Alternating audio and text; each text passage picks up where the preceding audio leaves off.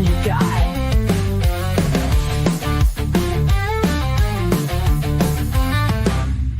From classroom chalk to comedy clubs, Murphman breaks it down with brainy thuds. Parenting stress or college mess, he's been through it all, no need to guess. Insights are sharp and data's tight, rants already and the jokes are light.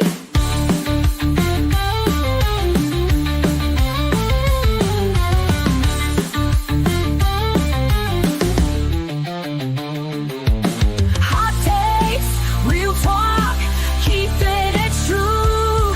From high school halls to podcast cues, laugh a little, learn a lot. Turn it up, this show is hot. Honest, funny, maybe loud. Never scared to stand out proud.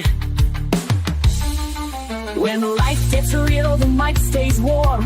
Hosted by the dad with lots of charm. Insights are sharp and data's tight. The lens already and the jokes are light.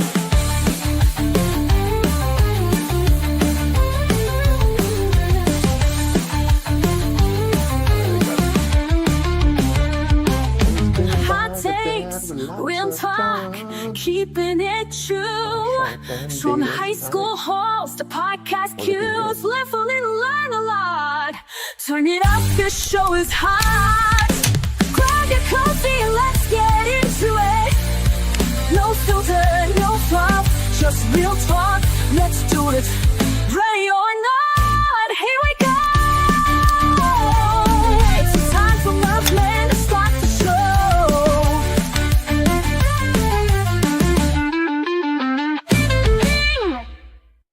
In a world drowning in data and dread, two men rise, not as saviors or scholars, but as the Murphman and Connor. Witness their journey as they navigate the treacherous waters of, well, whatever they feel like talking about. Prepare for Hot Takes with the Murphman, where opinions are strong, facts are optional, and personal experiences are the name of the game. They're not experts, but they play them on this show. Their passion isn't a performance, it's who they are. And sometimes that authenticity means a little adult language might slip out.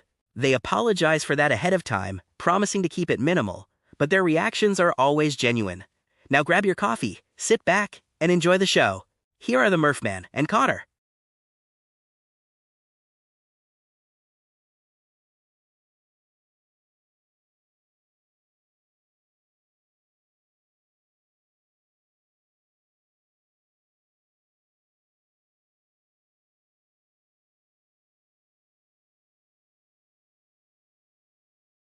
Hey, welcome to Hot Takes with the Murphman. I am the Murphman. I'm here with my son, co-host, producer, Connor. How are we doing today, Connor?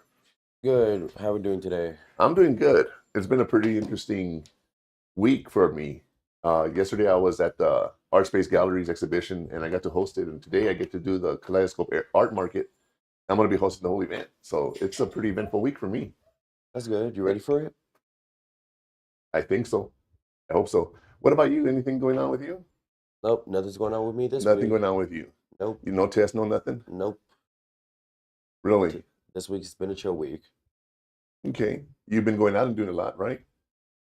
Well, just with friends. Yeah, that's it. You had one event happen to you this week.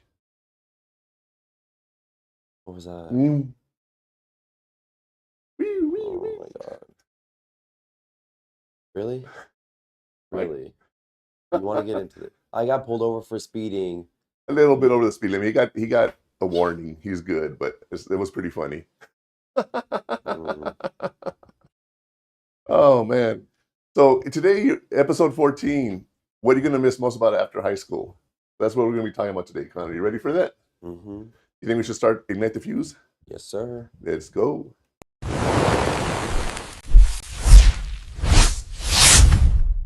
Welcome to Hot Takes with the fucking with Murphman. you. Today you're watching episode number 14. What you'll miss most after high school. The post-graduation blues are real. This episode, about a bittersweet milestone, graduation. It's exciting, but it can also feel like a loss. This episode normalizes the emotional side of leaving high school and offers tools for reflection, closure, and moving forward. It's okay to miss the launch pad. Now let's get back to the show. Here are the Murphman and Connor. That's right, you guys. Graduation is so much fun. You graduate high school, you got this whole world in front of you, and then you miss it all, right? That's one of the hardest things that people have to adjust to is life after high school, Mm-hmm. because either you get a job or you go to college. That's pretty much the choices, right? Or both. Or both. Or you get married, you have a kid, or you join the military, or, that's a job. But, it's one of those things you just never know what you're going to do, And it's interesting because when you graduate high school, the whole world is in front of you. There's nothing stopping you, right? And what ends up happening? Life. So I'm going to ask you real quick, okay? What do you think was your biggest adjustment after high school? It's only been a couple months, but what do you think was your biggest adjustment? Well, going to a new school with other people from like other cities and all that in Texas, and just a new schedule. Schedule. That's another one. Mhm. Meeting friends from all over the world. But how about we ask that question to the crowd? Let's see what the burning question is for today. Here's the burning question. Here is the burning question for today. What is the term for the feelings of sadness, nostalgia, or anxiety that can happen after a major life event like finishing high school? Is it A. Rite of passage, B. Post-graduation blues, or is it C. Senioritis? Now let's get back to the Murph Man and find out what the answer is. What do you think it is, Connor? Let's look at the questions again. The term for the feelings of sadness, nostalgia, or anxiety. You got the rite of passage, meaning it's a part of life. You just got to graduate and move on. Or is it the post-graduation blues? Or is it senioritis? I think it's B. Post-graduation blues? You think so? Mm-hmm. Well, you're right. Post-graduation blues are completely normal, you guys. It's expected to be, you're expected to be sad. It's a stage of your life that's done, right? And, your brain and heart need time to process the end of this.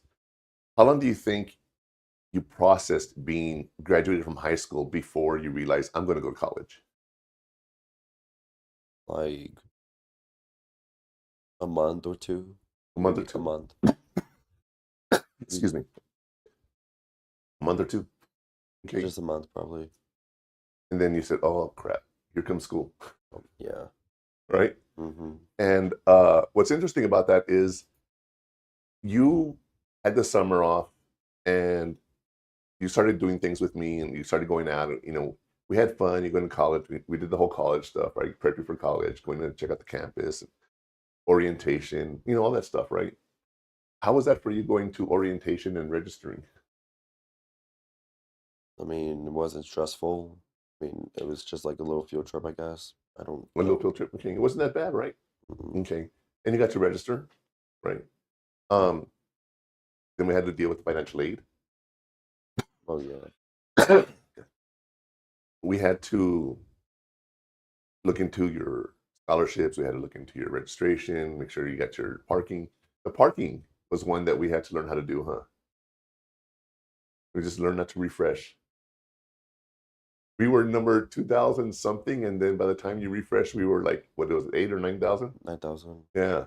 Luckily, we got into a parking spot for him, so he still has to walk, about 10, 15 minutes to class? Not into the campus. Into the campus, okay. Yeah, so not too far, but not too close either. It's one of those things that graduating high school, excuse me. I'm hating this. Give me a sec. Oh, I wasn't talking. I mean, I wasn't coughing all morning, right? I start talking, happens. So you got out of high school. You had to get ready for college. When did you start missing high school? when my friends would post, because I have friends that are seniors now. Right. So whenever they post like Spirit Week or anything at school, I'm just like, damn, I miss it. So because your friends are there and they're still in high school, it's making you remember it more. right? Yeah. So how has that been? I mean, because you're still hanging around with those guys once in a while. You're also hanging around with your college friends. Yeah. I mean, it's the same. I don't really feel anything different. Have you gone to any like football games or anything? No. No. What about going to UTEP games? Tailgating. Have you done that? No. No, not really. Okay. Not as much. No. But you have been going to the clubs Well, yeah. where all the students hang out. How's that been going? I mean, because now you're of age to go to the clubs and you've been actually doing it. I mean, it's nice. The DJs they play some good music sometimes. Sometimes they don't, and it kind of sucks. But it's a nice like atmosphere to be in. And one thing you said that every time you go, there's always a fight. Not always. I Not always? never said always, dude. Well, you told me you've been twice and you told me about 2 fights. So that's why I said always. I always go every Saturday. Every Saturday? You're doing that every Saturday? Right on. What do you think I go? I don't know. Well, yeah. I've been asking. Most Saturdays, I yeah. ask you what you do. You don't have to answer to me, Well, I say we go to a club and listen to music, and then go to a friend's house. And then you go to a friend's house. Yeah. So I don't know. I mean, if I go to the club, I'm there until 2 in the morning when it closes. And then I go eat breakfast at IHOP or Denny's or Village Inn. That's what I sometimes at 2, maybe like 1:30, we leave. You And I know, drop everybody off. back in my day, and anyone here from El Paso can tell you, Chico's Tacos is this really happy restaurant that everyone loves Well, when it's you're not drunk. crappy. When you're drunk, it's amazing. Okay. When you're hungover in the morning, it's great. It's not, not the best food, right? And it used to be cheap. Like you could go with $10 and gorge yourself on food. That was also like, 20 years ago, 25. It's been a while since I graduated. Yeah. But yeah, inflation has gone up, but they've also changed the way they do their cheeses and everything. And it's it's not the same as it used to be in the 80s. But going and hanging out at Chico's till 3 in the morning was something that that was a rite of passage for us, to go to Chico's Tacos. Now, you haven't really done that. You go to IHOP, Denny's, Village Inn, the places that are open late at night, right? Did you know there's only one Village Inn that's open 24 hours here in El Paso? It's the one by UTEP. Everything else closes like at 2 or 3. One time, or like 11 one time, wasn't it? Like during the week we went and they closed like at 11, Village Inn. Yeah, it's crazy. I like the fact that they're open in 24 hours. That's one of those things that I enjoy, Well, yeah. And but yeah, so the whole rite of passage is part of it, but post-graduation blues, you don't think you really have had that, huh? Mm, Have you had time to think about high school? Not really. Or you No. have? not So as much. you haven't missed it. Now that you're in college, do you wish you were in high school? Yeah. Well, if you could go back in time, what would you change? Nothing. I just relive the moments that I've had. Ah, good. That I like that. Relive the moments. It's one of those things that you look back in high school and you have memories, right? I've told you about my memories. I was an alcoholic at 16, and my last 2 years of high school are a blank. I have no memories. Wow. But you've seen my yearbook. How many friends did I have? A lot. I was always out there partying. School for me was hanging out with my friends, not education. Yeah. I didn't worry about that till later in life when I was getting out of the army and I wanted to get my degrees. And I went to school and, I got my master's degree. Let me see. Started in 93. Hold on. I went to Somalia in 92, 93, and then 97. Yeah. So I started in 94. And by 2001, I had my master's degree and my hours into my PhD. So yeah, it was later in life, but high school for me, I miss the parties. I miss the hangouts, the kickbacks, all of that, that for me, that's what I miss. Mm. And I also miss a few of my teachers, like, do you have any subjects you miss, your teachers?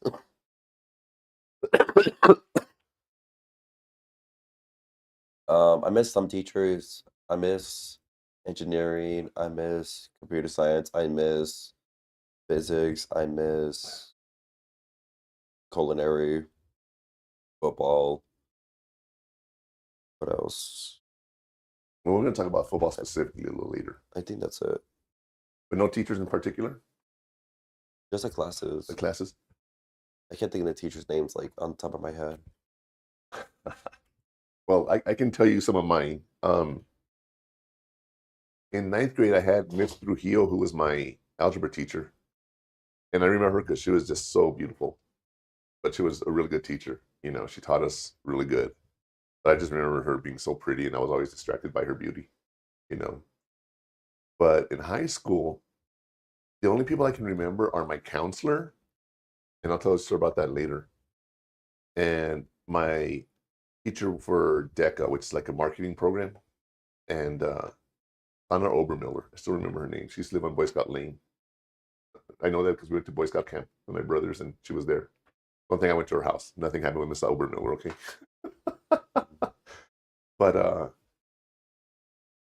I can't think of any other high school teachers that really. Oh, Miss Waters, that's the other one, English teacher. And I'm going to talk about it when we get later, my stuff after high school, because I had a little situation happen to me. I'll tell you what.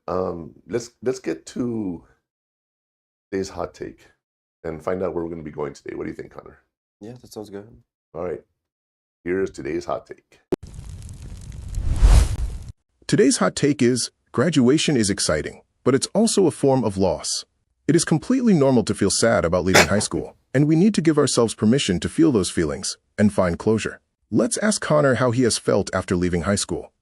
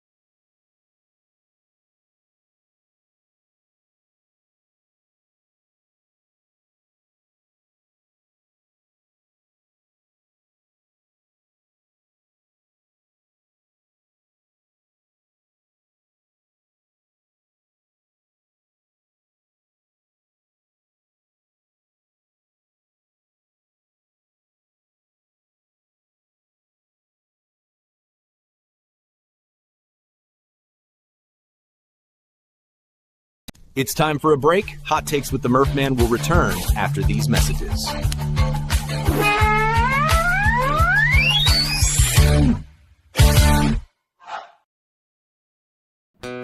According to the VA's suicide data report, an average of 22 veterans die by suicide every single day. This figure is a sobering reality and a crisis that demands our immediate attention and compassion. We must recognize and address the fact that every 24 hours, 22 veterans are losing their lives to suicide. The war doesn't always end when our veterans come home. The invisible wounds they carry, wounds that are real and heavy, require continuous support. No veteran should have to carry this burden alone. Many veterans experience stress and disconnection as they navigate life after service. But there is hope, there is help, and you are not alone in this fight. There's a vibrant community ready to support you, offering friendship, understanding, and shared experiences. You served your country, now let us serve you. Don't fight the toughest battle in silence. Your mission now is to reach out. Dial 988, then press 1. Text them at 838255. The Veterans Crisis Line is available 24/7. Every day, we save lives. Your life is invaluable, and your service is honored. Let's work together to make 22-0 again. No veteran should face their struggles alone.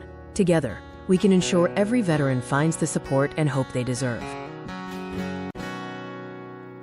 He gets help, but he still feels off. Sees an ad on the TV about a dog batting said, "This is a man's best friend." Whoa, so he goes one day and he picks it up. Never thought a dog could bring so much love and put a smile on his face. But he's finally found a saving grace. He needs help, but he don't know the path to take or the way to go to be free. Put his mind at ease. We will help, 'cause we can't stand to see a soldier go to God by their own hands. We will do everything we can to make 22-0 again.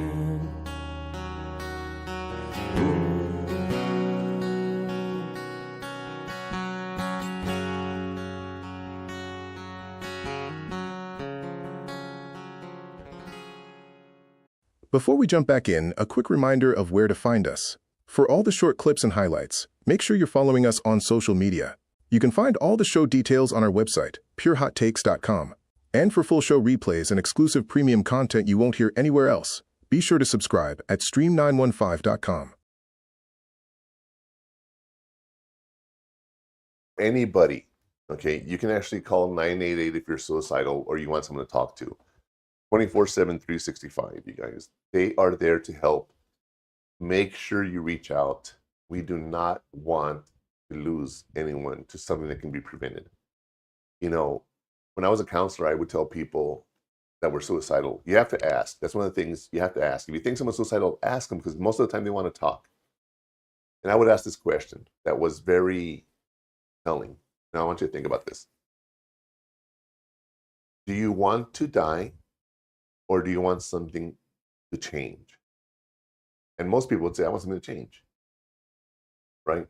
If someone says, no, I want to die, then that's a serious, serious threat. But someone could say they want to die and not mean they want to die. It's, you know, it's just a figure of speech.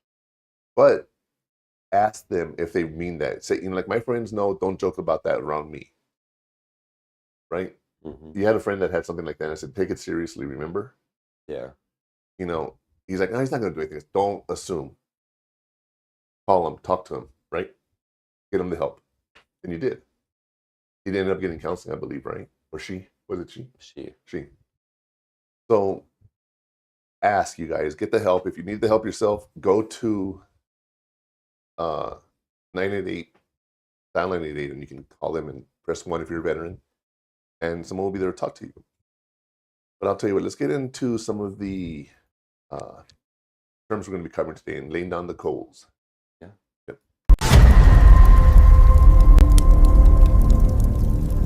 Before we dig in, let's clarify some of the key terms we'll be using today while laying down the coals. Post-graduation blues, those feelings of sadness or anxiety after graduating. Closure, the process of emotionally wrapping up a chapter of your life in a healthy way. And finally, FAFSA. This stands for the Free Application for Federal Student Aid. This is the form you fill out to determine your eligibility for financial aid, like grants, scholarships, and loans. That was not supposed to be there.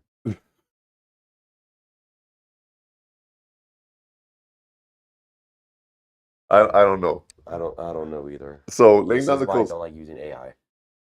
We're going to talk about that later. Post-graduation blues, the feelings of sadness or anxiety after graduating. Closure, the process of emotionally wrapping up a chapter of your life in a healthy way. And the rite of passage, a meaningful transition that marks a new stage of life. And graduation is a big one. So, one thing I do want to say, if you're interested in calling in, you're welcome to call in, you guys.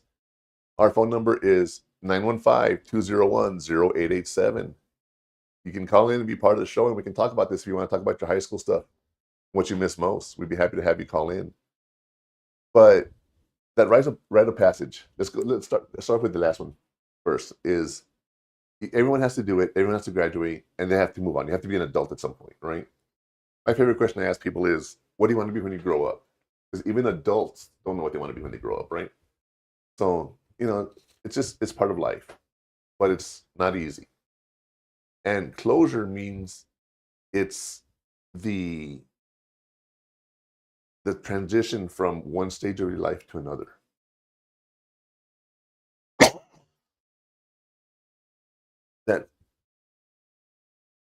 That one stage of life to another is so important because you have to leave that behind you, okay?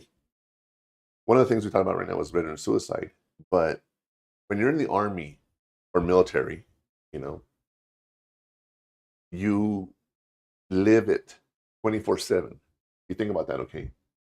There was a time where I got sent to Somalia and I had a 2-day notice right before Christmas. I actually was, busy during Christmas. Same thing for Cuba. I went up to Cuba. I had about a week's notice there. I had a little more time. And when you live like that, your whole life revolves around the Army or the military, right? The way you dress, your uniforms have to be a certain way. You have to wear the same uniform day in, day out, over and over, right? So how can you not make it a part of you? You have to shave every day. You have to have your hair cut a certain way. You have to talk a certain way. You have to walk a certain way. You can't have your hands in your pockets. There's all these rules. Then one day you're out of the Army and it just, oof. That's a big transition. Same thing with college and high school.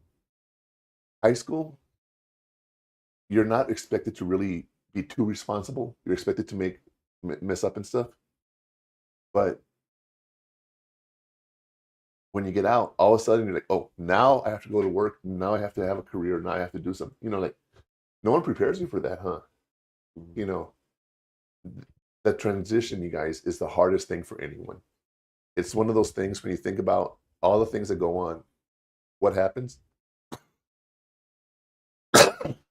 What happens when you grow up? What are you going to be doing that is so different? And that's one of the hardest things that you have to do because you don't realize it. You do not realize how much your life is going to change until it changes. And those feelings of sadness and anxiety is what we call the post-graduation blues. It's a transition, and it's something everyone has to do, whether they want to or not. Mm-hmm. And on a scale of 1 to 10, how good do you think you handle this transition? An 8. An 8? Okay. It wasn't that bad. It wasn't that bad. But you already had your plans for what you were going to be doing. But that's why it wasn't bad. Right. So. And we've talked about this by planning ahead and everything. It made the transition easier. But it's still a change. It's still different. Like, have you ever driven by the school and been like, I miss it? Yeah. Yeah? But not miss it. Driven by it. Well, when I've gone like to your parent conferences, I miss it because I went to the same school as he did. Oh, yeah. And I walk around and it's just like, wow, man. Every time I go, I remember doing this here. I remember doing that there, right? My cousin Horacio, he used to be really big into basketball when he was in middle school. And when I was working at a school at Ross, he asked if he could like go. They're tearing it down, and he wanted to go play on the court. So after school, we went over and we shot some balls after school. After school on the court, and he says that was his highlight of his life. He just was like, "Wow, that is so cool." So yeah, you think about it. It's a transition that sometimes you don't grow out of it, especially with sports. So anytime you have to leave a transition, you got to prepare for it as much as you can. You can't always be prepared for it, but you can plan ahead for it. That's probably the most important thing I want you guys to realize is you can plan ahead as much as possible.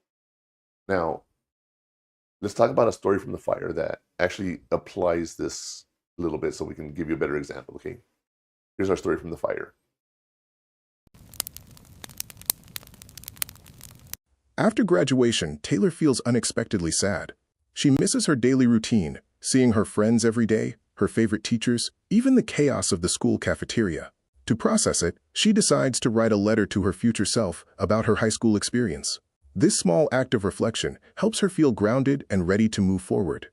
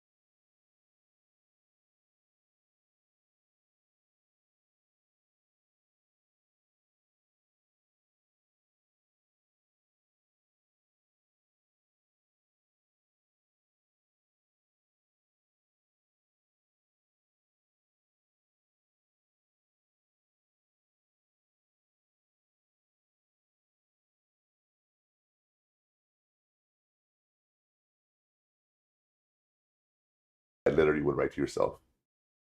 If I were to ask myself, where do I want to be in 10 years? Number one, alive. Right? Okay. Two, I want to have my house paid off. Not the house I'm living in now, the house we're going to move into. And have that paid off, right? In 10 years. Most of the time it takes 15, but be debt free in 2 years. In 8 years is going to be all going to the house, right? And then I'll be 66 years old and I can rest and retire or whatever and keep doing this, hopefully, right? Hopefully I'll actually be a lot more famous, you know. That's what I hope. What about you? Nothing? You don't think of anything in 10 years? No. Do you realize that if you actually, if you wanted to become like a doctor, you would be in school in 10 years still? I guess. I don't know. Yeah, because 4 to 5 years for engineering, right? 2 years for your master's, that's 7, and 2 more years for your PhD, so it's 9 years. You know, that's crazy, right? Can you picture being in school another 10 years? You just got out of 12 years in school. Now you're going to do another 5 to 10? Sounds like you're doing a prison term, huh? Mm-hmm. You know, but yeah, it's one of those things. And when you think of that story, right? Writing a letter to herself, it's both of us are bad. I'll be back. So the thing is, we have a thing called SMART when you come up with goals. You want to have it stated. You want to make sure it's measurable, it's actionable, it's realistic, and there's a timetable to it. And you want to make sure any goal that you choose as you growing up, that you reach it, and it's something that can be attained. Like I've told you, I want to be debt free. I want to be owning a house in 10 years. A house that I don't even own right now, but I'm going to get a bigger house and move in and have everything that I want in the house to retire and die and leave him a nice house whenever I'm done. You know, that's my goal. And professionally, I'll retire from teaching. I'll be able to retire there because I've been teaching for 25 years now. In another 5 years, 6 years, I'll be able to retire there. And so I'll have the retirement from teaching, then I'll have the retirement from my VA, and I also will be eligible for Social Security. So I don't know if I'll be able to pull all three. I got to look into it, right? They say you only can pull 1 or 2, but laws have changed. So I'm hoping I can get all 3. That would be really cool. I'd get my disability, I'd get my retirement, and I'd have my Social Security, you know.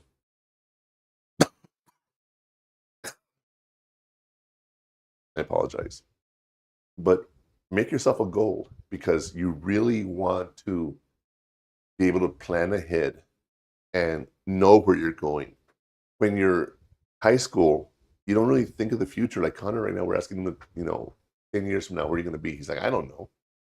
But that's what you have to really do is think like, what am I going to do?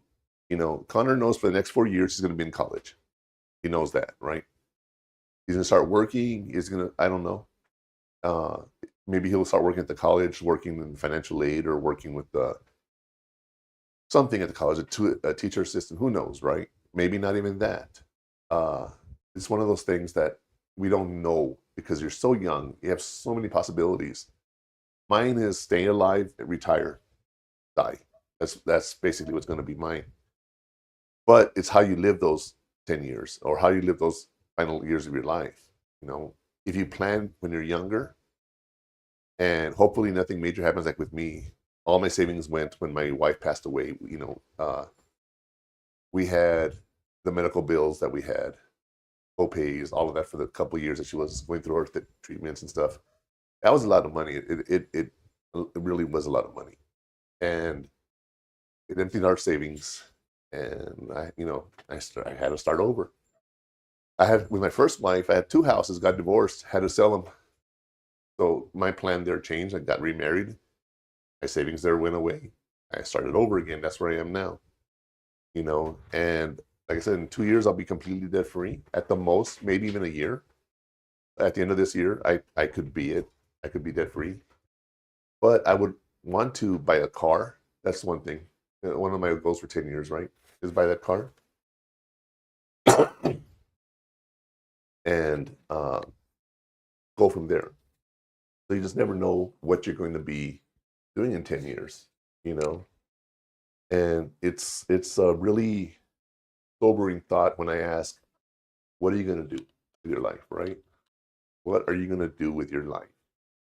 And it's not easy, but like Taylor, write yourself that letter. But I said, you have to have a plan. And what we call a plan here is called the heat map. So here comes the heat map to show you what steps you can take.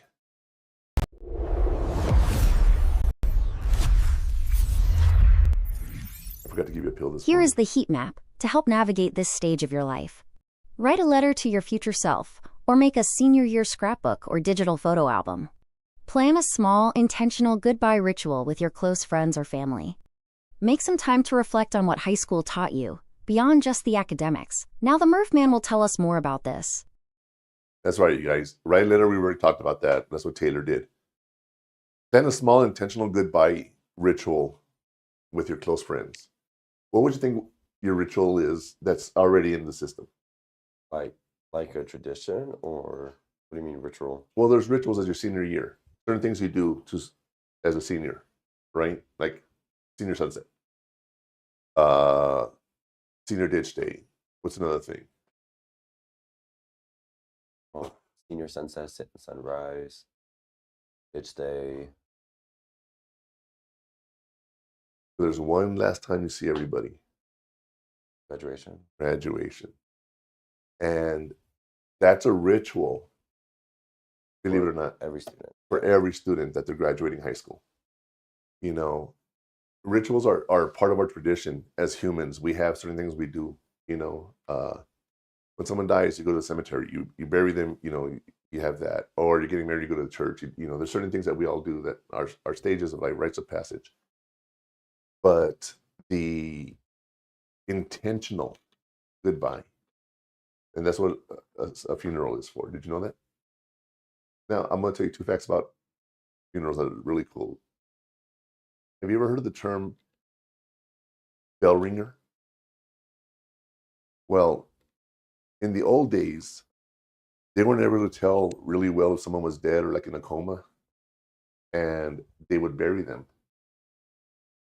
So they would tie a string with a bell to the ground above, and someone would be sitting next to the grave, you know, and if they started moving, you'd have to dig them out and try to save their life. But have you ever heard of the wake? A wake is a ritual where you bring the person like at the home. We have the rosary, and you know, or the celebration of life, whatever they call it nowadays, right? But the wake was called a wake because they would bring the body to the house and they would throw a party. And the reason it's called a wake was because sometimes the people would wake up and they're celebrating their life. They're alive, you know. There's also a way of saying goodbye. And, you know, grief is a real thing when you have any loss. You think of grief when you lose someone, right? But anytime you lose something, you grieve it. And there's one thing that that just has nothing to do with nothing. But one time Connor was getting a haircut and I was talking to the barber and we got carried away talking, and she ended up just kept cutting his hair as we're talking, remember? And she went from your head of hair to like real short, and you're like, I was like shocked. I felt bad. But you grieved that hair loss, believe it or not. You missed it. You look in the mirror and you're like, oh man, I see you look in the mirror and, you know. Grief is anytime you have a loss, right? Now, do you know the 5 stages of grief? I don't know the order. I don't know all of them, but yeah. All right. The way I use an ice cream, right? You have an ice cream cone and you lick it as a little kid. What happens? You lick it? But as a little kid, you don't have the force that you use. It usually ends up falling over. The ice cream cone falls off, right? The first thing you do is, that's not happening, right? You deny it, right? And then you get sad. Oh, I'm sorry. Anger? Yeah, you get anger first. Sorry. I'm sorry, you guys. This is just something that was coming off the top of my head that I was just talking about right now. 5 stages of grief. That's what you're looking up? Mm-hmm. Denial, anger, depression, bargaining, and acceptance. Okay. So the ice cream falls, you're like, no, that did not just happen. And then you get angry because you just lost your ice cream. Then you get bargaining. Mm-hmm. Yeah. Okay. Then you bargain. You're like, yeah, I'll just get another ice cream maybe, or maybe if I pick it up and wipe off that part of the ice cream, or right. And then you have depression because you're sad because you lost your ice cream. And then acceptance. And that's a process you go through anytime you have a loss. Anytime you have a loss, that is what you go through. Denial, anger, bargaining, depression, acceptance. Now, if you had a lot of loss in your life, you handle it differently every time. You know, Yeah. when you, like, someone dies, it's everyone deals with it differently, right? When you lose a job or you move a city, or everyone does it differently. You know, in the army, because I was always moving around doing things, it was home was where I was stationed. That was my home. And when I went to Somalia or I go to the field, I make that my home. I have the mindset, this is where I want to be living for the time being. There's nothing I can do about it. Why be upset about it?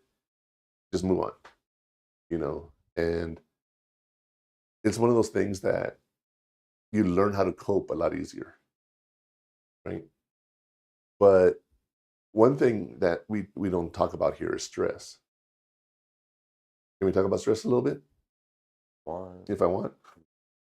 I went to a doctor appointment this week, and they asked me a question: are you stressed right now? And what do you think I said?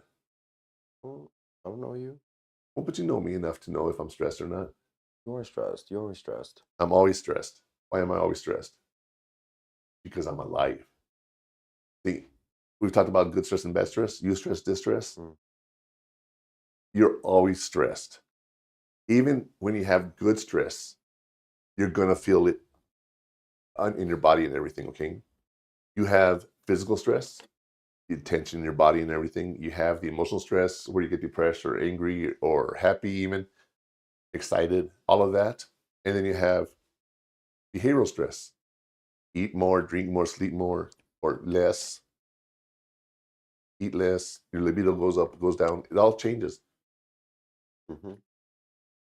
And when you're under so much stress, you end up just not even reacting anymore. So when you think about grief and loss, if you're always changing something, there's no chance for you to be sad. Does that make sense?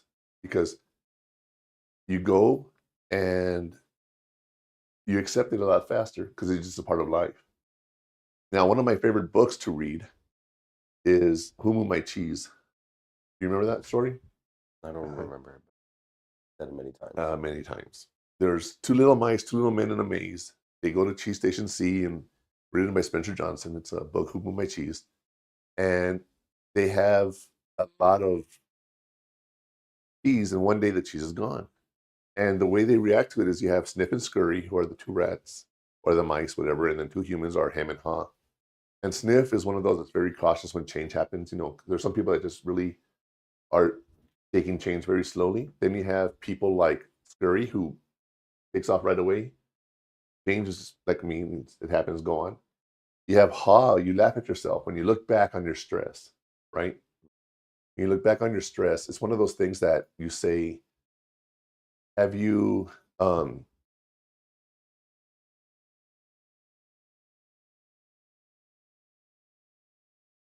of the things you want to look at is the handwriting on the wall with Who Moved My Cheese.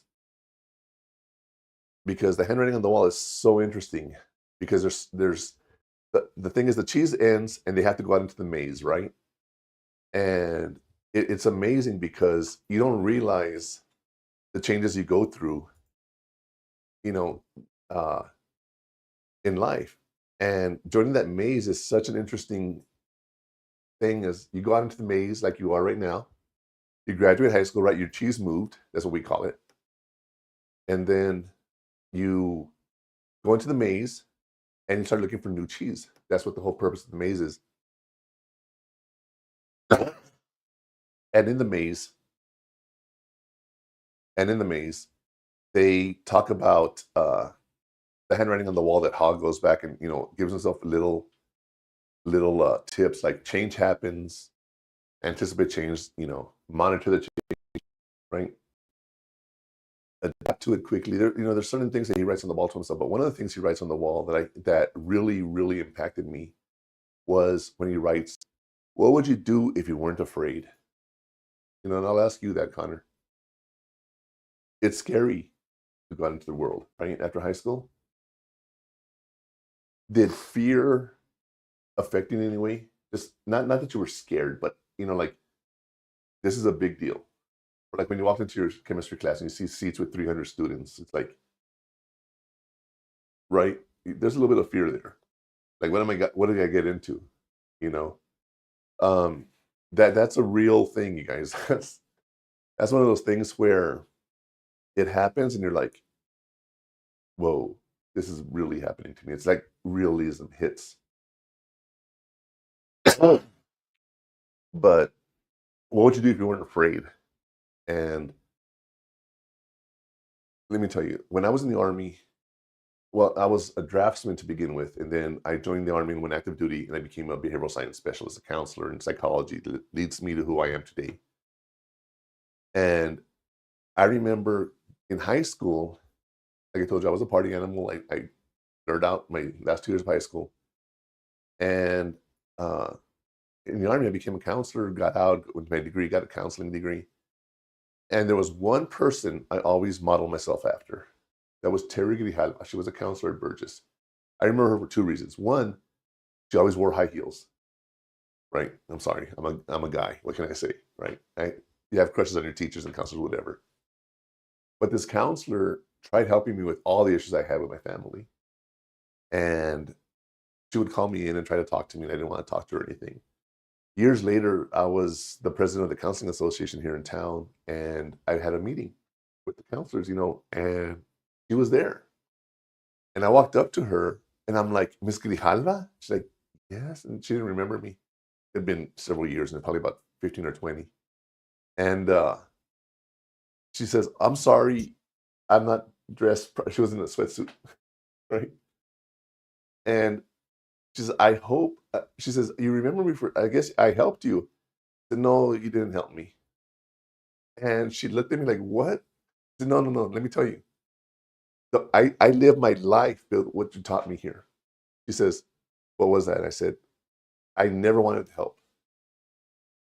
And now when I'm counseling kids, I use you as an example, and I say, it doesn't matter if I talk to you now, but I knew if I ever needed to, I could turn to her. And that was the biggest thing that I could do as a counselor. Kids don't want to talk to you. Their parents are forcing them into counseling and everything. You're like, hey, you know what? I know you don't want to be here, but I care about you enough to be here. If you don't want to talk to me, we don't have to. If we want to come back later, we can talk about it. Just know that someone's here. And we go back to the suicide awareness and all that we were talking about, right? Someone's there to help you. But some people don't feel that. They don't know that. And I remember how screwed up I was as a kid. And I told myself, I'm never going to be a counselor for kids, right? Never going to be a counselor for kids. And one day, I get a job as a social worker position in a group home with young girls transitioning to become adults that have families and they have babies, have teenagers and everything. And I got the job. And then they called me a couple of days later, like, you know what? We can't hire you. We lost the grant. We're going to close the program. And I'm like, okay. And she says, why don't you go next door and interview at the runaway shelter? They have a job opening right now. And I said, I don't want to work with kids. And she was like, well, what about working with these kids? I said, no, social work is different than counseling. I said, you're going to go over there and help them transition. It's education, that kind of stuff, And what's even more funny than that is that weekend, I was going to school at Sul Ross. And they read this book to me, right? And I interviewed for the position at the runaway shelter. When I went in, the lady says, how do you want to work here? I said, I don't. I'm just a guy who got fired next door. But then I went to school that weekend and they read Who Moved My Cheese to us. And the question, what would you do if you weren't afraid, hit me so hard that the next week I went and accepted the position as a counselor for working with kids. And I remember that because I even told my boss, she became my boss, obviously, I took the job. I said, I don't want to work with kids. And she said, why not? I said, I was a messed up kid. I said, that's what's going to make me a good counselor.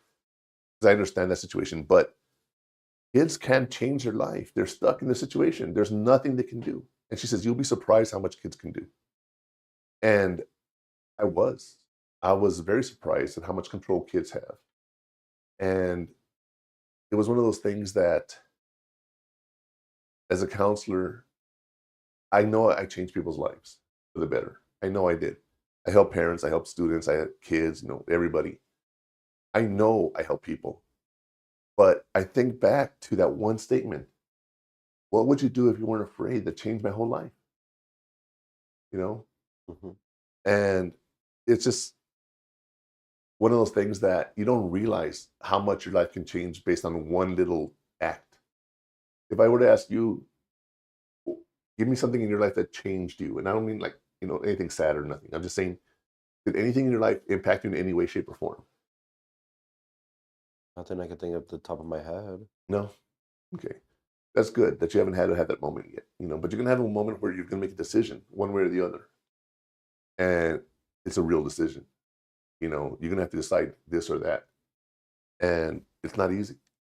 We were talking about the heat map and things that we're going to be doing to how you're going to get there. But the thing is, there are going to be some pitfalls and you are going to get burned, and it's not easy. But I will tell you this, you want to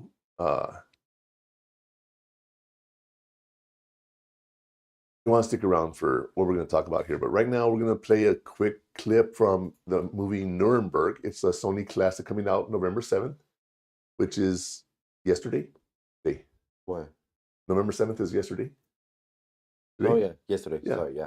Came out this weekend, Nuremberg, from Sony Classic Pictures. Check out the trailer. It's time for a break. Hot Takes with the Murph Man will return after these messages.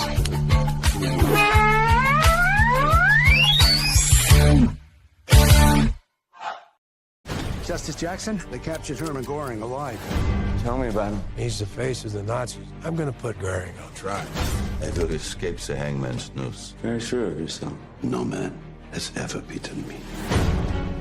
Goring has to fall. You don't just have to win, you have to be flawless. You're walking into a trap. Knowing what we know now, would you still follow Adolf Hitler? Nuremberg, rated PG-13, opens November 6th.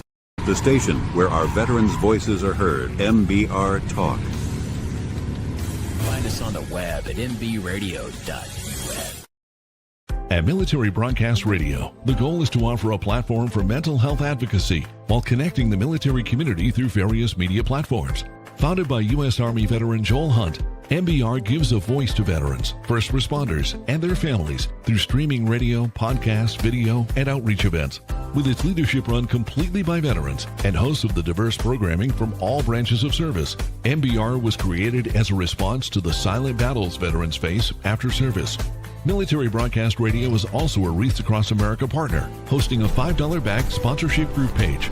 For every veteran's wreath sponsored through the Military Broadcast Radio page, MBR receives $5 back to help support their platforms and outreach. Veteran and first responder stories need to be told and shared. And with your support, MBR can continue to bring together veteran nonprofits, mental health organizations, and government agencies to bridge the gap between veterans and vital resources. To find out more and donate, visit wreathsacrossamerica.org/MBR. Before we jump back in, a quick reminder of where to find us. For all the short clips and highlights, make sure you're following us on social media. You can find all the show details on our website, purehottakes.com. And for full show replays and exclusive premium content you won't hear anywhere else, be sure to subscribe at stream915.com. It's time for a break. Hot Takes with the Murph Man will return after these messages.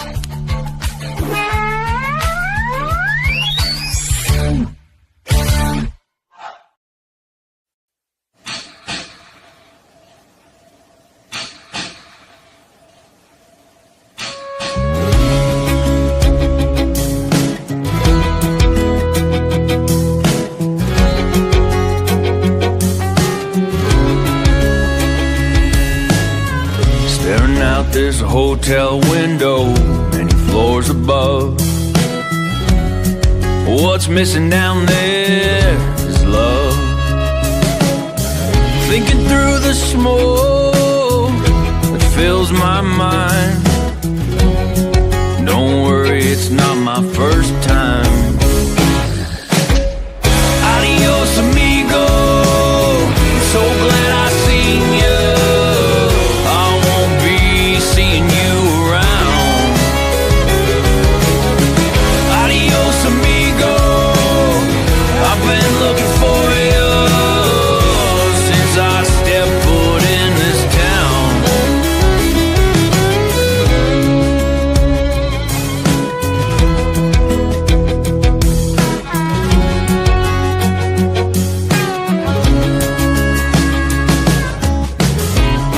They say it's all inside, heaven and hell. What happened to that angel when he fell?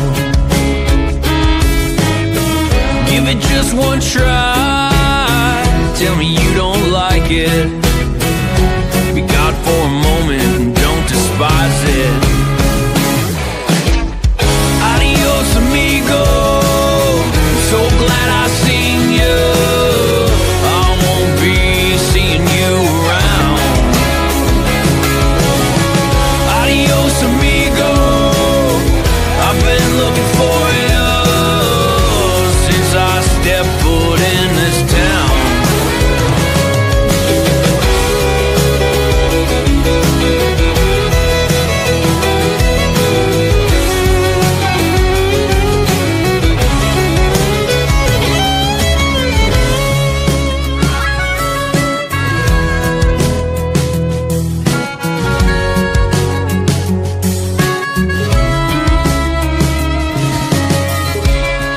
Step outside and breathe. Play a little in the street. Hope it's not me they're sending. Move on from over there. Give the kids a little scare. Oh, these fences, they need mending. Adios, amigo. I'm so glad I seen you. I won't be seeing you around. Adios, amigo. I've been looking for you since I stepped foot in this town. Adios, amigo. I'm so glad I seen you. I won't be seeing you around. Adios, amigo. I've been looking for you since I stepped foot in this town.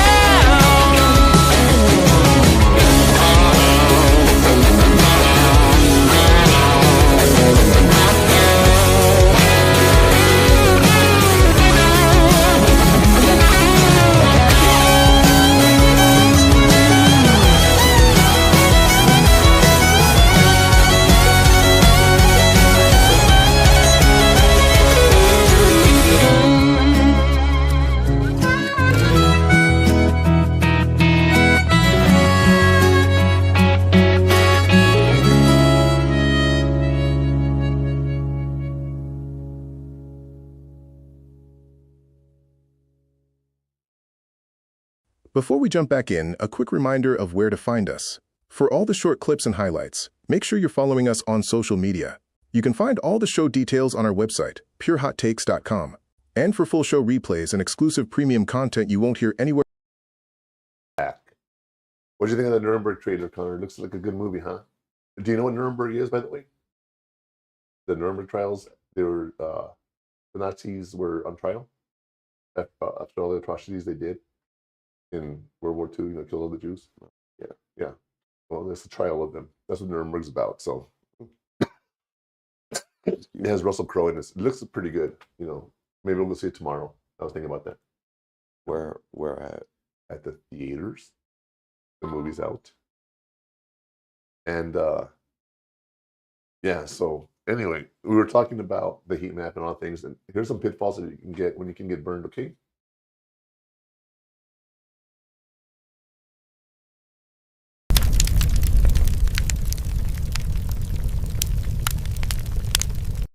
Here are a few pitfalls to avoid getting burned.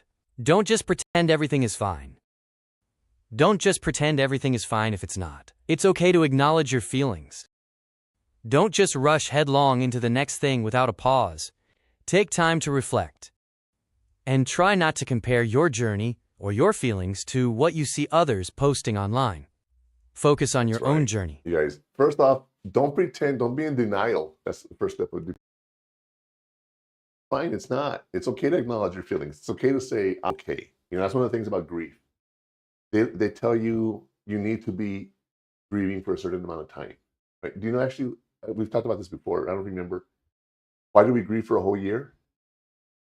You remember that? To get the lifestyle without them. Right. And experience an entire calendar year without the person in your life. You know, and that could be death, could be breaking up with someone, a divorce. Like, for example, my anniversaries. I have anniversaries with my first wife. We got married by the court in May, by the church in October, and then I married your mom in December. So it's been 21 years since 23 years since I got divorced. 10 years since your mom's been gone. And those 3 dates still come to mind. Wow. You know, and I'm not sad about my ex-wife, you know. But yeah, my anniversary. That's why I hate, from Thanksgiving to Christmas, I hate. You know, because that was the last time I spoke to your mom and everything that went through, you know. And lost my dad Christmas Eve, you know, that kind of stuff. So it's like, I hate this time of year, personally. And one thing I did tell you, like Connor, one of the things you have to do is grow up and leave the house. That's part of life, right? What did I tell you about for Thanksgiving? You have a choice to make. Are you going to be with family? Or are you going to be with your friends? Don't try to do both, right? And I said, if you want to go with your friends, I'll go with mine. Not a big deal. If you want to hang out with me, we'll go do something. And maybe we can do an early lunch and you can go with your friends for dinner or whatever, you know? But that's part of growing up, right? The holidays. One thing I do tell people, and I see if you remember this one. We haven't talked about it here, but I've told you. When is the largest or the biggest day for partying all year long? I don't know. You would think St. Patrick's Day, New Year's, right? Nope. Super Bowl? Nope. It is the Wednesday before Thanksgiving. All right. Because pretty much the entire country is off on Thanksgiving. So everyone goes parties on Wednesday night. So if you're out there driving on Wednesday night before Thanksgiving, be extra careful. Extra careful. You know, because I'm telling you guys, that's something you just, you know, people, drunks are out there. The other thing is, we talked about sniff and scurry when we talked about who moved my cheese. You don't want to rush headlong into the next thing without a pause. You want to take time to reflect. And like I asked you, between college and high school, or high school and college, did you take time to grieve your high school and accept that you're going to college? You know what I mean? No. It just happened one day to the next, pretty much, right? And try to, don't try to compare your feelings or your journey to someone else.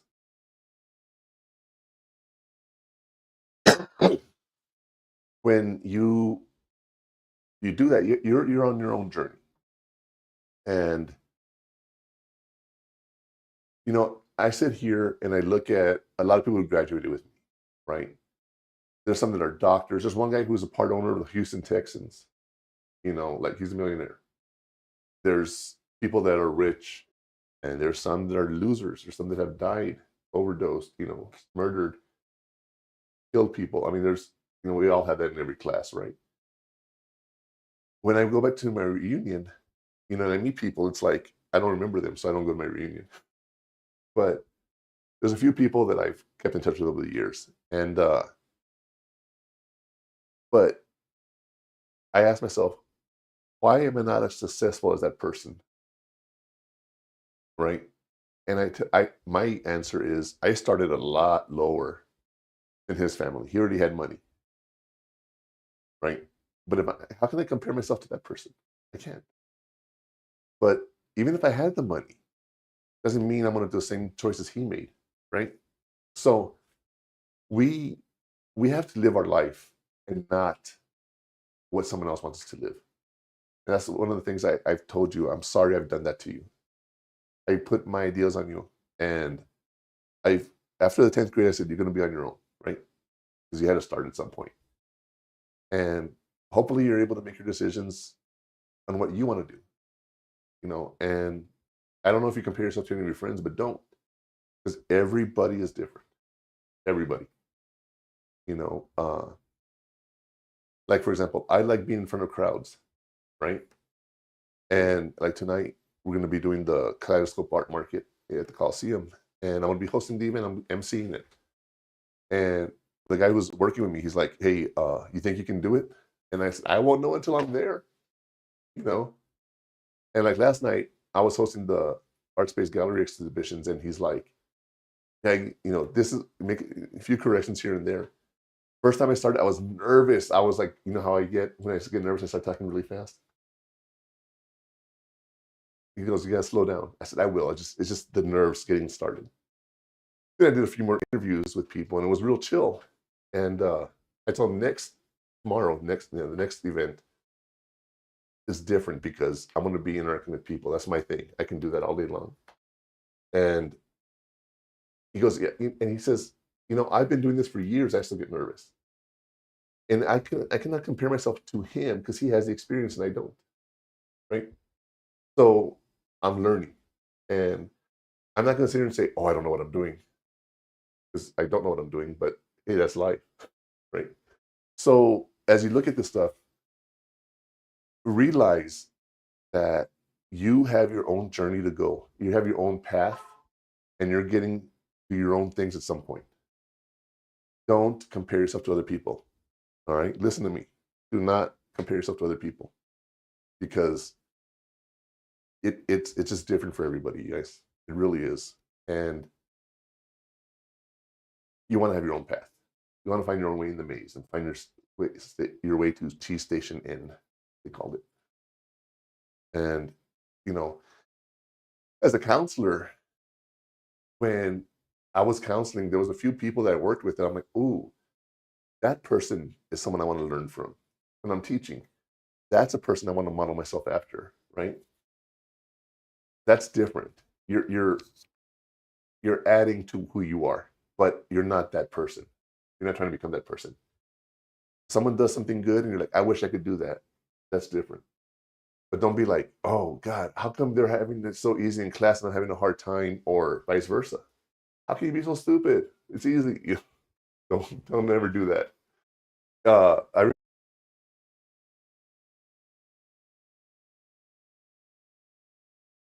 ever.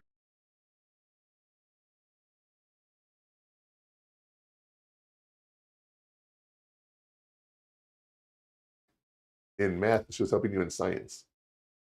Your pain. That's the biggest thing I can tell you guys on this. You know, graduating from high school, you miss stuff and you learn stuff. And we're going to talk about this after we do the quote unquote the educational part of the show. I'm going to talk about AI today, and we're going to talk about that. So stay tuned for that, okay?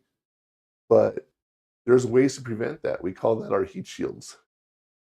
So let's see how we can prevent getting burned. Here we go.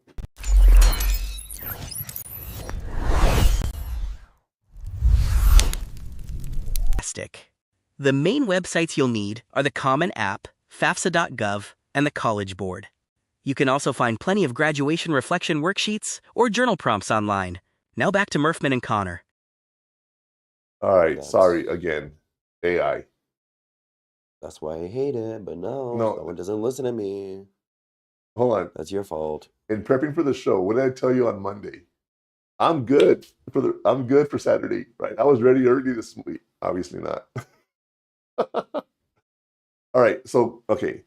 Defining Decade by Meg Jay is a great book about making the most of your 20s, all right? Is the Defining Decade, because at 20 years old, 20 to 30 is where you graduate school or you get a job and you're starting your own life, and, you know, it's a big transition stage, right?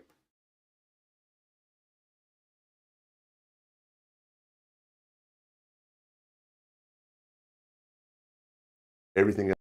Why is that important? Well, make sure you pick an email that you're going to use 10 years from now. Not like Pixie Dust 22.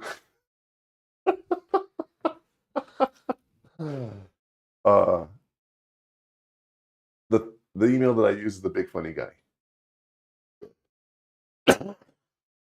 That's just one that I'll never give up. But I have other emails I've had for years, you know. But the Big Funny Guy is my main one. And you can also find plenty of graduation reflection worksheets and journal prompts everywhere. You just look them up. You guys can see what I'm talking about. Writing a journal is really interesting because if you actually keep a journal and you go back and read it, it's really interesting on what you see yourself as in the past. Like, for example, if you were to go ask yourself, what would my 5-year-old write, or my 10-year-old, or my 15-year-old self? Very different stories, right? So good and bad is there. And it's really neat to go back and review that. And, you know, if you actually do like a journal in the document and have one document that's constant, you can actually like do a search for high school. You can do a search for English, you know, or whatever subjects you're talking about. And you can read everything you've said about that. That's what's cool about it, you know. So write a journal. It's, you know, diary is what people call it, right? But a journal just sounds more realistic and, you know, more professional. But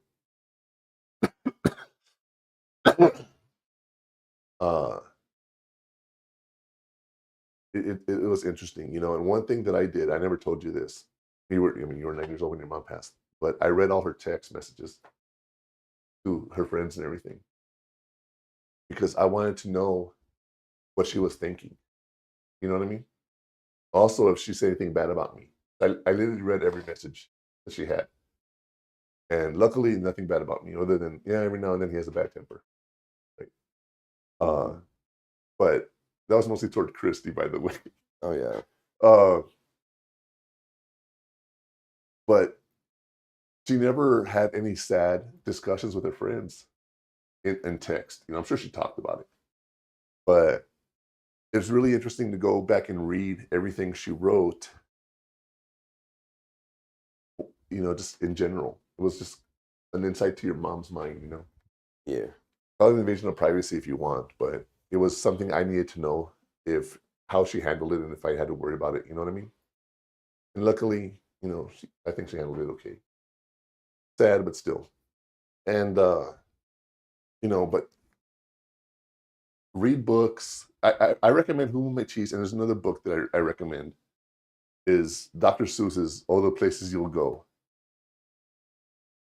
That story, in conjunction with Who Moved My Cheese, is if I could play those for you, I would. I wouldn't want a copyright strike or anything, you know. But go looking for the video of Who Moved My Cheese. Look for the video of All the Places You'll Go. But there's a paragraph in All the Places You'll Go that says, "You'll be the winningest winner of all. But sometimes you won't. Because you play games, you can't win because you play games against you. We're our own worst enemy. We're the ones that tell ourselves we can or we can't. And when you're playing against yourself, you're not going to win. You're not. You know, you have to do your part and you have to go out there and you have to do everything in order to make this work. Okay? Life is what I mean, you know. And it's real interesting about that. So I'll tell you what, let's get to the final burn so we can get on with the discussion on what AI means to everybody. So here's our final burn. I'm sorry, the afterburn. Reflection questions. Here are some questions for reflection. What will I miss most about high school and why?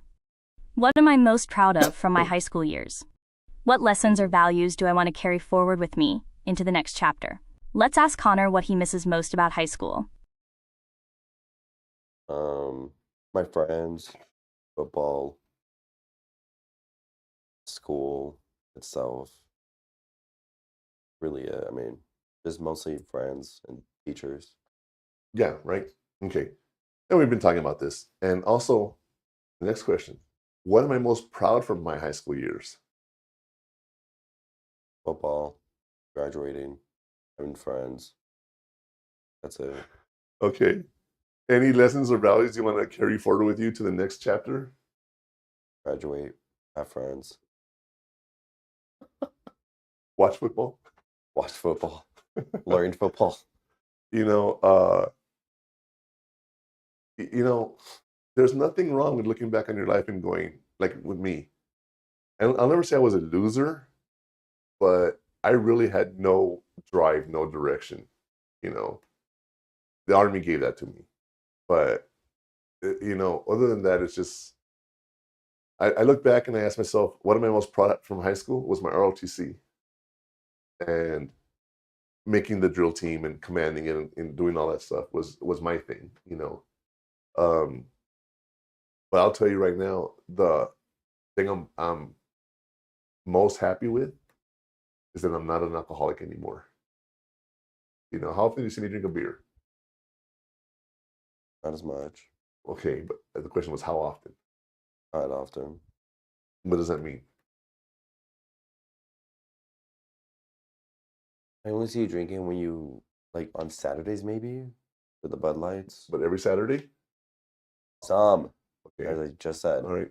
And how many beers? 2, 3 cans. Right? Yeah. Not much compared to drinking the equivalent of 30 alcoholic drinks a day. Yeah, it's horrible. Andre the Giant, do you know who he is, a wrestler? Mm-hmm. He has the record of drinking 156 beers in one day. Oh, wow. 16 gallons. Isn't that just crazy? That's a fact that I'll never forget. Yeah, but take time to reflect on your life. And let's hear the final burn for today. We're going to play Nuremberg and Die Tired. Okay? The final take from today's discussion is, leaving high school isn't just an ending, it's a launch. But it's okay to miss the launch pad. It is a launch pad, you guys. It is a launch pad. Remember that, okay? That the final burn, okay, when we talk about this, is it's okay to miss the launch pad. Just as long as you can get back on track as fast as you can. No one's perfect leaving high school, you guys. We don't all know what we're going to be doing. So just remember that, and don't let yourself get really worked up if you're not doing too well. You'll get out of it, and you will succeed. All right? All right, yeah, that's it for our educational portion today. We're going to take a quick break, and we're going to come back, and we're going to talk about AI and everything to do with that. So stay tuned. It's time for a break. Hot Takes with the Murph Man will return after these messages.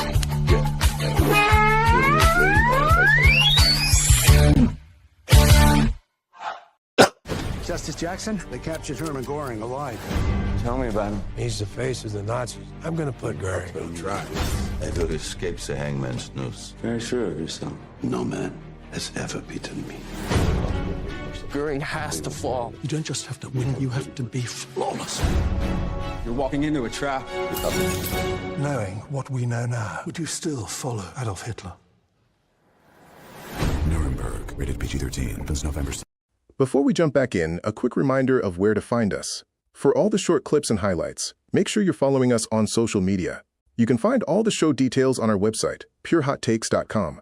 And for full show replays and exclusive premium content you won't hear anywhere else, be sure to subscribe at stream915.com. It's time for a break. Hot Takes with the Murph Man will return after these messages.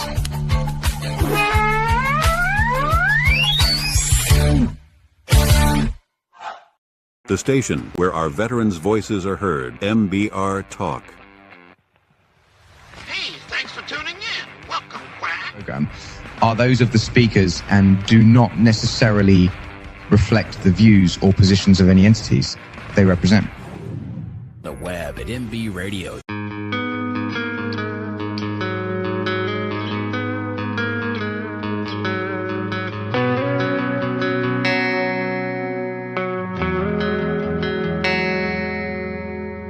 Take a minute, take a moment, take your time, let it set right. Let it drive right down in your conscious tide. Lean into the better times. 'Cause in a minute, in a moment, you'll notice a shining light, one that draws you in from deep inside. Reach out and connect tonight. You know my name. What colors do you see? Influence reality. And figures and shapes, alive for you and me. Influence reality. 'Cause there's a second, there's a session, there's something that comes to you. Trails that lead us to and through. Elevate to new. 'Cause there's a second, there's a session, there's something that holds them tight. Let you see this world through brand new eyes. Reach out and connect tonight. You know my name. What colors do you see? Influence reality. Figures and shapes, alive for you and me.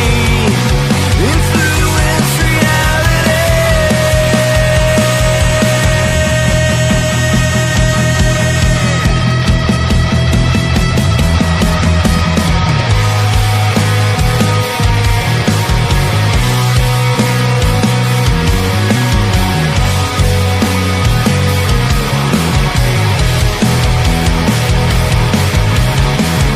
Why won't you wake up? Why won't you wake up? Why won't you wake up? Why won't you wake up? You know my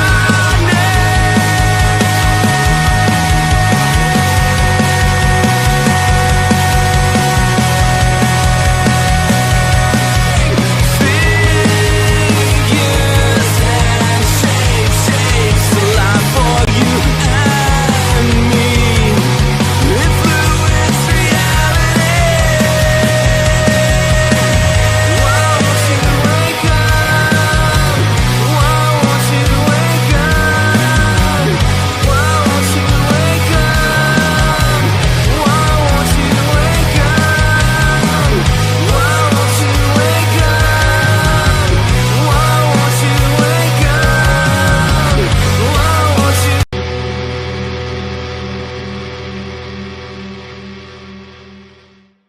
The station where our veterans' voices are heard. MBR Talk. Hey, thanks for supporting our channel by watching and listening. Find us on the web at mbradio.us. Off, I want to tell you a little bit about Military Broadcast Radio, mbradio.us. You just saw the little ad there. If you're a veteran and you're interested in being heard and you want to have a show, contact mbradio.us and you can definitely go out there and they'll help you set up the podcast. I've talked about this before. It's one of those amazing things that we just love here. The people that run it are amazing and I love being part of it. And one of the things I do with them is I am their animation department, their cartoon department. We have cartoons that we've made for what's it called? For Christmas, we've made cartoons for a lot of different things. And what's been interesting is as we've been working together, I've learned to use AI a lot. I mean, a lot. And it's interesting because one of the things that we did, right, was this Christmas at the VA home, because the guy wanted to do a video of helping the veterans. That's something he does during Christmas. And what's been interesting is we do these commercials. I'm trying to get one here for you so I can show you. Oh, I know why. The works. Well, there we go. And one of them, I'm going to be loading it up here shortly. Here we go. So he wants certain messages to go out, right?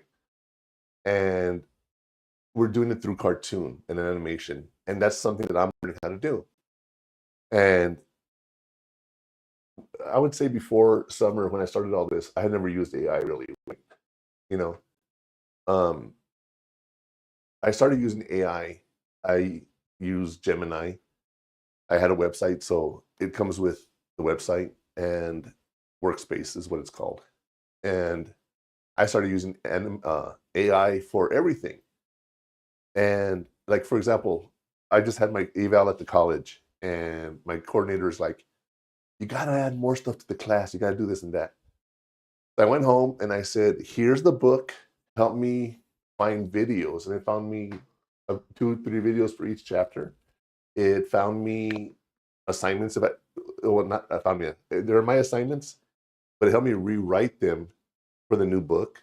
And all I got to do is copy and paste it into the Blackboard. And I have ungodly amounts of information. It's crazy. I even did a new grading rubric, and it's just so many different things that I was able to do, you know. And also I've been able to do videos. And what's nice about that is when you're using AI, or all AI, the voices and everything, and I don't know why I recorded the wrong voice, if that makes any sense.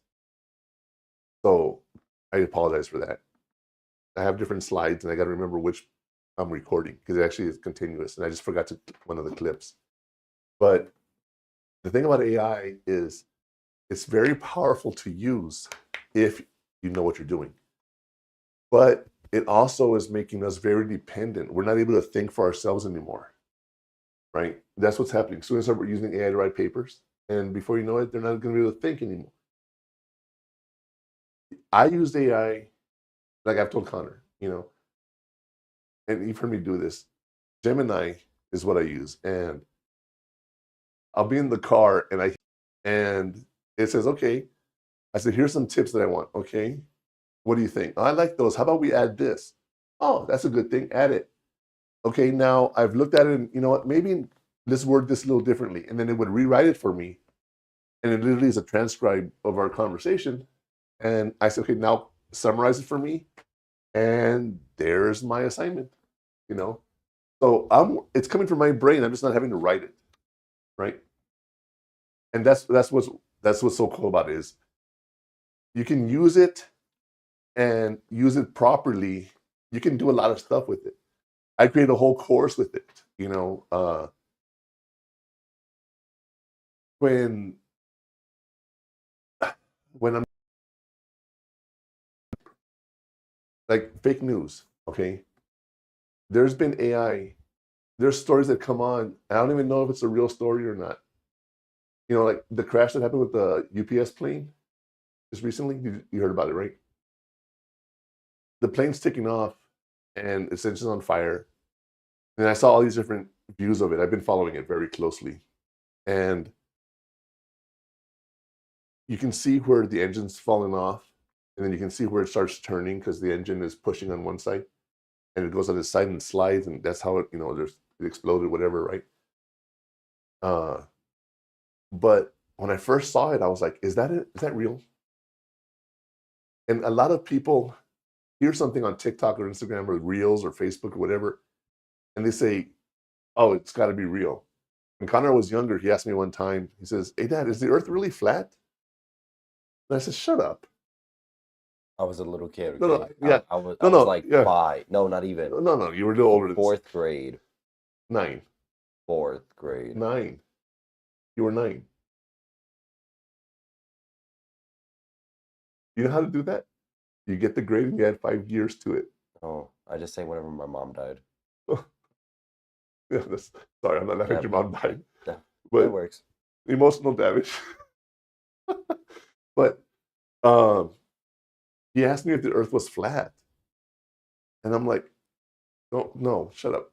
You know, there's conspiracy theories and everything. And you know, I've reported so many fake stories, right? And there's this one guy who's out there putting out veteran information, and they're all lies. The whole channel is lies. And I reported him, and TikTok is coming back because he hasn't violated our community standards. It's a lie. It literally is a straight up lie. Or there's misrepresentation. You know, people are doing stories, and I don't know if you've seen the commercial for the AI that goes, "Hi, I'm such in touch with news, and I am an AI generated video, but your parents think this is real." And that's you know, I'm glad I'm still, you know, I know technology a little better than people my age. Yeah. But yeah, you see something and you're like, is that real? And you have to go fact check now. Everything you read, you have to fact check. Don't just assume that you hear something, it's real. Okay, even if you political coverage, right? You have some stations that are right-leaning, left-leaning, center, whatever. But you go listen to their shows, every station in their network is saying the exact same script, but by different reporters. Have you ever seen those clips?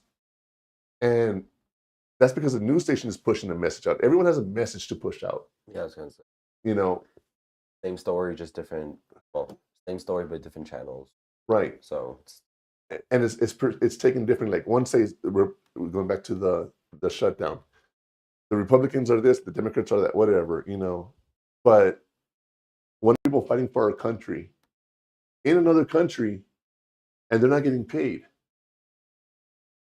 and they don't have food. That's just sad. They're there to fight for our country.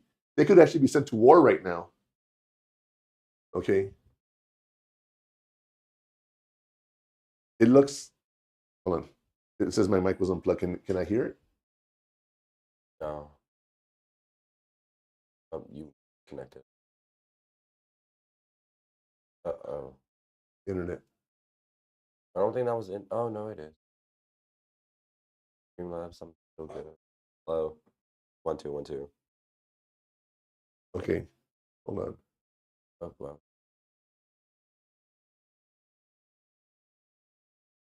Okay.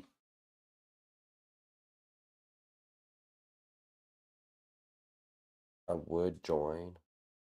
You can't. But it's open on yours, right? Streamlabs, yeah. Okay. Or the studio. The studio. Yeah. All right.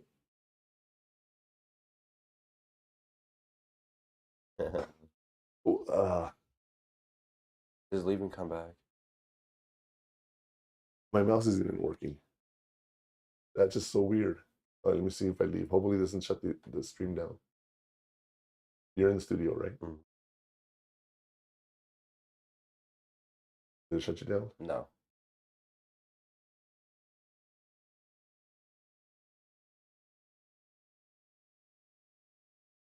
Oops. Watch what I'm gonna say when I come back on. You're gonna like it.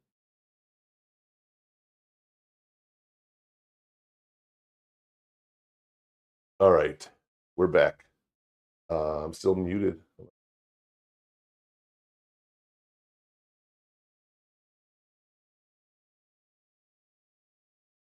Your mic isn't connected. I see that. Just shut down the whole mic. I know.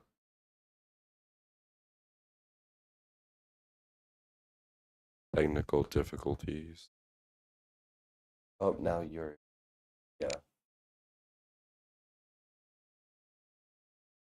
No, none of this should have happened. Sure. Yeah, it's kicking me out. What? It's just kicking me out. Everything's disconnecting. It could be a problem with StreamYard, but you don't have that problem, huh? Well, one, I don't have my. Yeah, I don't have my mics connected. I have nothing connected. Hello. Hello. I don't know. Okay. I don't know what mic I'm on. A mic?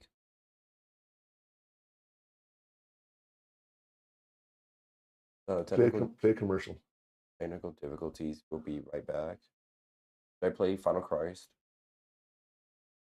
Or Final Christmas? Yes, play that. We'll be right back.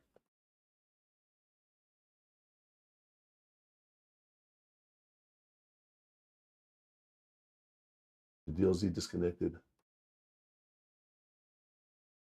Like reconnecting.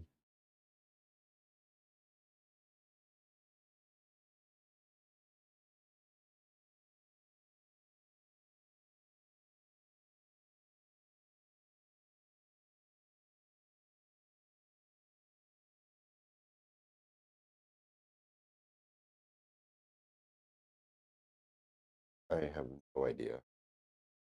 Well, while we try to fix this, the camera. I'm gonna go on a quick break for laps. Right back. Message. It's time for a break. Hot Takes with the Murph Man will return after these messages.